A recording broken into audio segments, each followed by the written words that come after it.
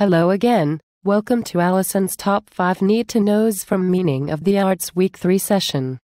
This week's reading was by Immanuel Kant, and our first 3 points are based on this reading. 1. Kant argues that subjective taste does not qualify something as beautiful, and something is universally beautiful if everyone gets the same agreeable feeling from it. 2.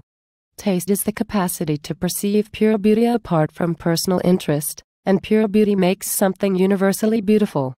3. Kant also argues that genius is necessary for creating beauty through representing the laws of nature, but these geniuses don't always have the skill to produce them.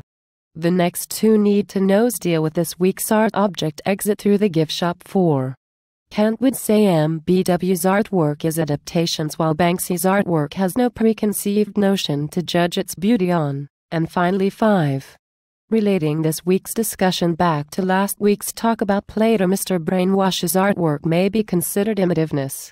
Thanks again for joining me. See you next week for another edition of the Top 5 Need to Knows from Meaning of the Arts Spring 2013 session.